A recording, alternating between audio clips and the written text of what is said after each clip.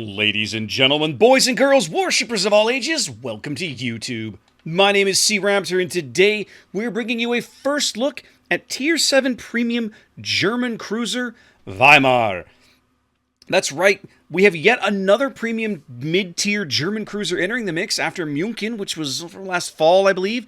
About 5-6 months ago, München entered the game, and now Weimar is coming along on her heels and is, honestly, a very similar ship in some ways. If you know the German cruiser line, you're probably looking at the silhouette of this ship right now and going, Raptor, that's a Yorck. Well, guess what? You're right. This is a Yorck. Weimar is essentially, if you boil this ship down, this is a Yorck hull, the Tier 7 German tech tree cruiser, and what they've done is they've changed out her main battery turrets. Gone are the double-barreled turrets of 210mm guns.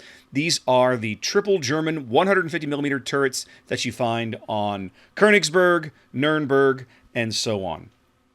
So let's have a look around the ship. Let's poke around. I can't show you gameplay, of course, but we can talk through the ship, look at the stats, and see where this ship is kind of going. So, like as we always do, start with survivability. 32,000 hit points right there is pretty solid. That's actually a smidgen less than Yorck. 600 HP less than Yorck. But it's respectable in this tier, right? Like, it's not best in tier. Miyoko still crushes everybody in this tier with 39,000. 32,000 is right kind of in the middle of the pack. You're going to find a lot of Tier 7 heavy cruisers, or a lot of Tier 7 cruisers in this range, so let's just say it is competitive. She has an average and competitive amount of health. 10% torpedo protection is nothing to write home about. Again, it's fairly middle of the road. Just don't take torpedoes. You're not going to shrug that damage off in this ship. She doesn't have the torpedo damage, the torpedo protection for it. Armor layout, basically just like you're going to find aboard Yorck. All right, you've got an 80mm belt here on top of this 30mm turtleback. Her kind of quote-unquote casemate, 25mm, and of course she's got a 16mm bow. So what's interesting about Yorck, this is a benefit that the American heavy cruisers have largely been afforded in that they can go bow on to many of the battleships in their tier matchmaking, say King George V, and shrug off those 14-inch shells. Their bow armor will just auto-ricochet that. The bow armor is enough that it cannot be overmatched by the 14-inch shells. Yorck, I believe, doesn't have this problem. Actually, Yorck might. Weimar doesn't. Let's have a quick check while I'm sitting here looking at armor layouts. Okay, so here we go. So yes, Yorck does have this bonus. She does have the ability to do that. However, Weimar as a light cruiser does not. So the fancy bow plating is reserved for heavy cruisers. Beyond that, the armor scheme is more or less the same. Again, the same belt. You're getting the turtleback in here. Very, very narrow citadel. Now, don't take that to mean that this ship can't be citadeled, because it absolutely can. Okay, you only have 80 millimeters of belt armor. Plenty of battleships in your matchmaking brackets will citadel you, especially as you get up to the big 16-inch guns, right? But it does mean that, you know, you can kind of start to see. Let me get in here where I can go back to the equipment screen. We can clear the bar out of the way. Here we go. All right, so you can kind of start to see her citadel does protrude up above the waterline a bit. You can see it there, but she does have that sloped plate on it, and there is a decent gap in there, right, between all of this. So the citadel wall itself doesn't ever actually touch the hull of the ship, the exterior of the ship. So if you angle, my experience playing Yorck is if you angle the ship, she can take fire decently. She's still a cruiser, right? She's going to get slapped around, especially when her extremity armor is specifically downgraded because she is a light cruiser, but she's probably going to be okay, certainly in many cruiser engagements. Concealment and maneuverability. Basically, it's a Yorck hull, kids. You have the same concealment, the same detection. All of these values are basically cut and pasted from Yorck. You have a 13.9 base detection on the surface. That whittles that down to about a 12 and change detection once you rig her for full stealth. That is good for worst in tier, tied with Algerie over in the French tree. Every other Tier 7 cruiser outspots Yorck, Algerie, and now Weimar. Maximum speed 31 knots, a bit on the slow side for Tier 7. This is actually a little slower than Yorck even, which kind of surprised me a bit. 650 on the turning circle is identical. Rudder shift 8.8, a little slower, but this ship's going to handle like a Yorck, right? It's the same hull, it's the same rudder shift, more or less. Within less than a second, it's the same turning circle. It's basically the same speed. If you've driven a Yorck, Weimar's going to handle like a Yorck. So, main battery. Here is where you're going to find the overwhelming differences, right? Of course, because Yorck's main battery guns are 210 millimeter guns. She is a heavy cruiser. Weimar here, very much a light cruiser with these quick-firing 150 millimeter, 60 caliber triple mounts. She has 4 of these mounted along the center line, A, B here up front, and then XY back at the stern on a 5-second reload. That is a lot of firepower. The DPM on this ship is absolute lunacy. It's about double the DPM out of a Yorck. Now, if you've played Yorck, okay, you know that generally you play Yorck as a long-range cruiser.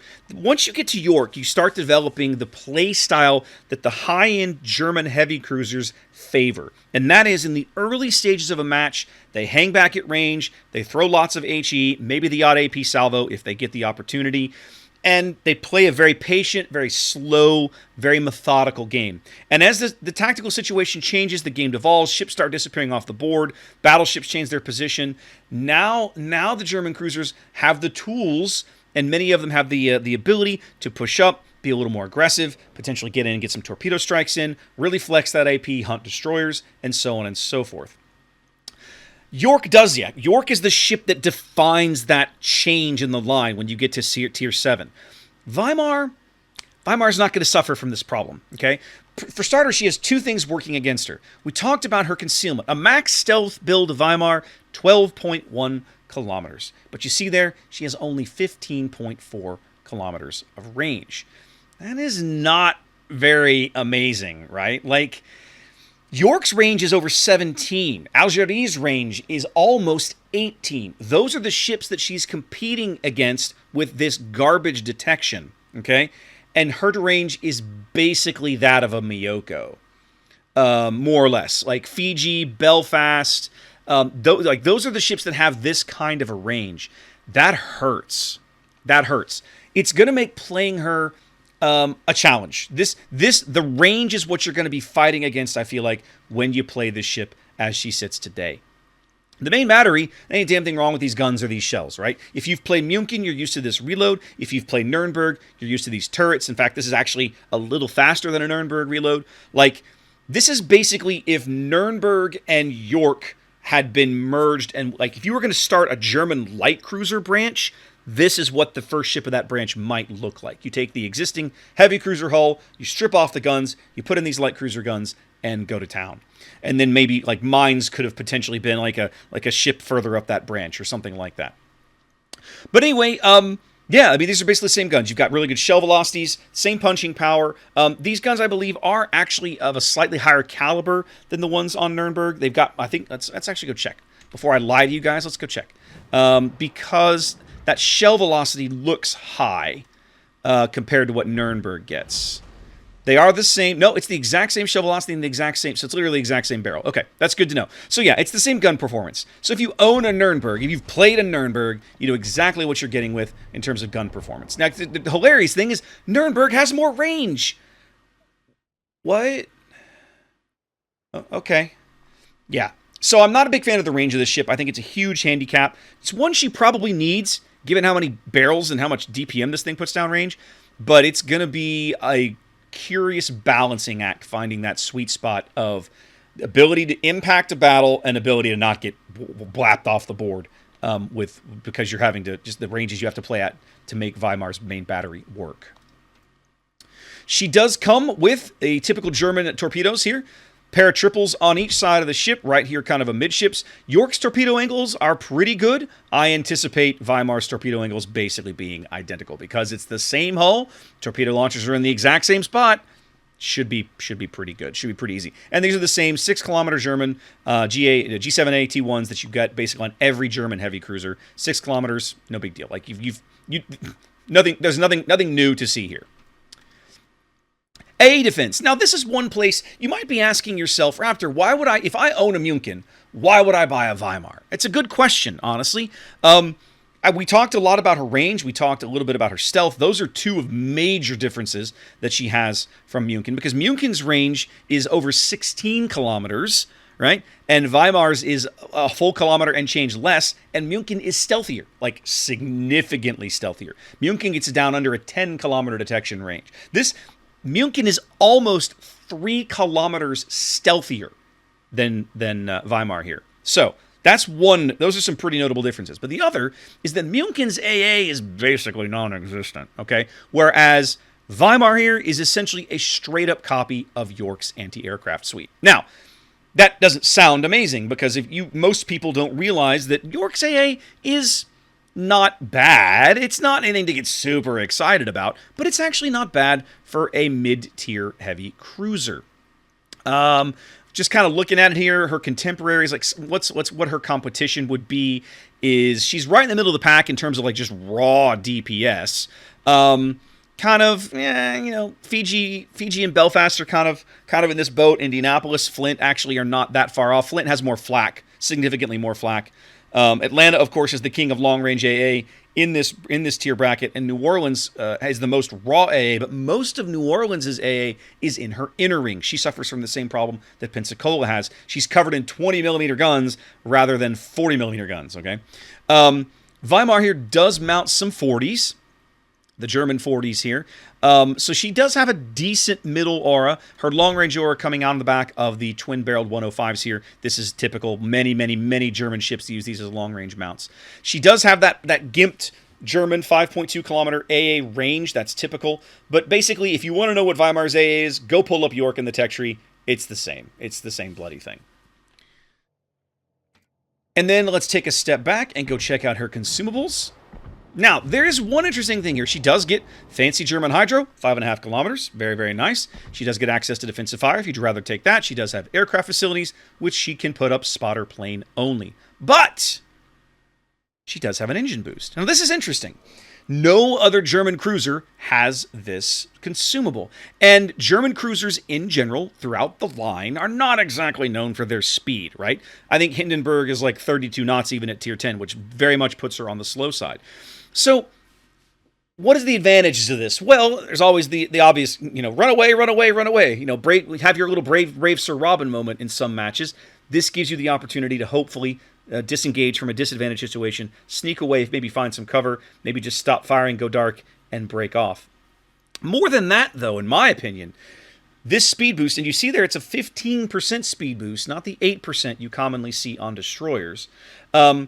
And it lasts, you can see there, 3 minutes. That's pretty nice. It allows you to reposition, right? If you find yourself on the wrong flank of the map, let's say you've deployed your Weimar on New Dawn and you're way up north at the ACAP or something, and the whole enemy team is in your face, man.